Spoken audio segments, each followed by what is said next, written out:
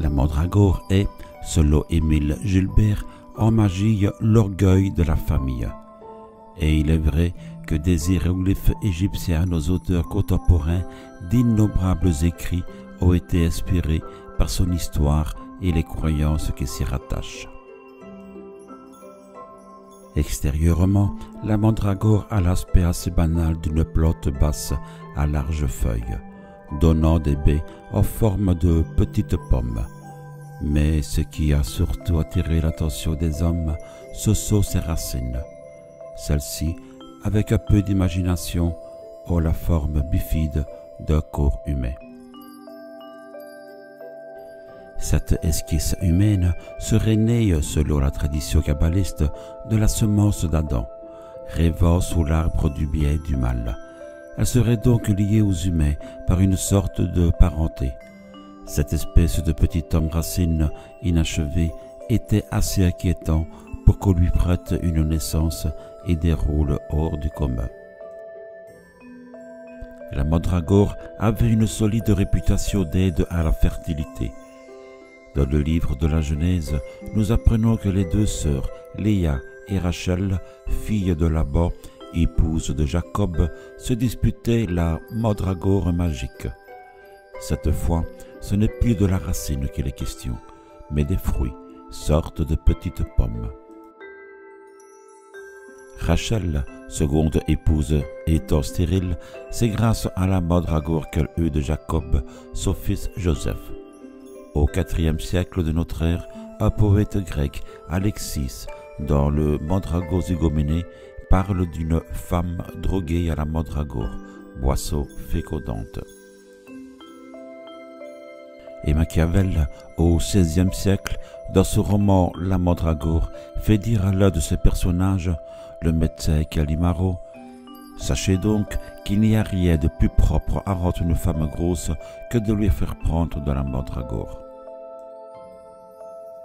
Plus tard, réputée croître à l'ombre des gibets, dernier fruit des pendus, elle cherchait à tuer par son cri celui qui la dérangeait. Les gibets ont disparu un peu partout, mais on trouve toujours la mandragore dans le bassin méditerranéen. La racine de mandragore entre dans la composition des filtres magiques les plus maléfiques, depuis les Égyptiens et les Chaldéens, mais surtout durant tout le Moyen-Âge. La croyance à la puissance de cette plante était forte dans toute l'Europe. En Angleterre, par exemple, elle était aussi nommée Satan's Apple, pomme de Satan, et en Allemagne, le mot Alruna était le même pour la mandragore et sorcière. Il a souvent été affirmé que ce sont les vertus, entre autres narcotiques et hypnotiques de la racine, qui ont été utilisées par les sorcières pour se rendre au sabbat. Des témoins rapportent les étranges visions et la sensation d'immatérialité éprouvée par les utilisateurs d'ongles à base de mandragore.